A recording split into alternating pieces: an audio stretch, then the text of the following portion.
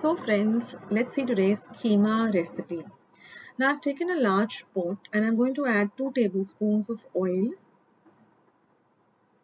Once the oil is nice and hot, I've taken 3 large onions and chopped them really fine.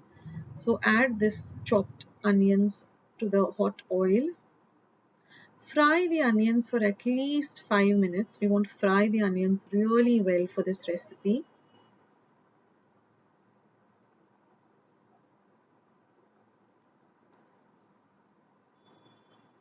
Next, we're going to add 1.5 tablespoon of ginger garlic paste. Now, if you want to make the ginger garlic paste yourself at home, take 5 large cloves of garlic and 1 inch of ginger and grind it to a very fine paste. Now, fry this ginger garlic paste as well as the onions really well. Now, I've taken 1 green chili that I've chopped really fine and I'm going to fry that also very well. Frying everything in the bagar also increases the shelf life of the dish as well as the flavor. Now I'm going to add 4 to 5 tablespoons of meat masala. Now you can use any brand of meat masala because the ingredients are the same.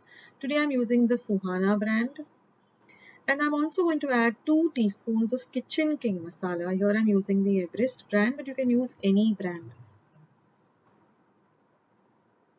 Now mix all of this really nicely together. And now I'm going to be adding half a kg or 500 grams of mince or keema. You can add any keema, that is beef, chicken, mutton, soya. Just mix everything really well with the bagar. That's very important that you mix everything with the bagar really well. Now I'm going to add 1 cup of water because we have to cook the chicken cook the keema rather really well. And again, mix everything well. Mixing everything, really is important during a recipe.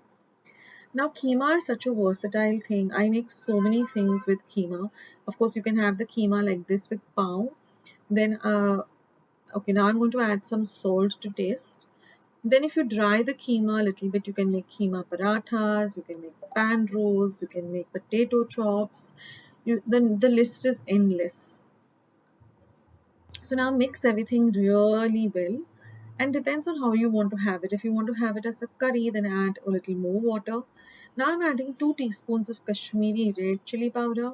One is for the color and also it enhances the taste.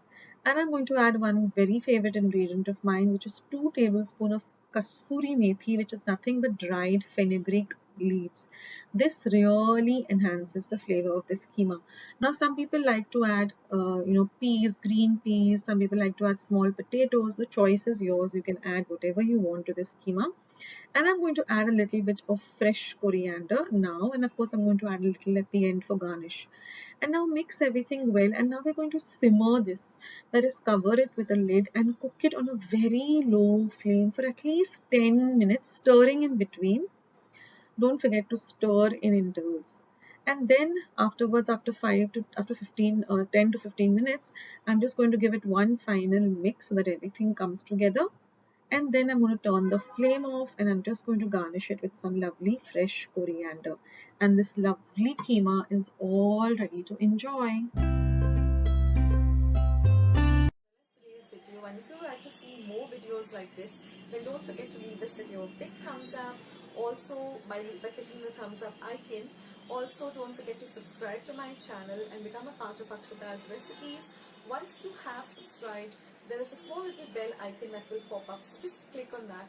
That way, whenever I put up a new recipe or a new video, you get a message for the same. So on that note, I'll say bye and I'll catch you in my next video sooner than you think. This is Akshita saying bye, take care, stay healthy, stay fit, be kind and loving to one another. So till we meet again, bye.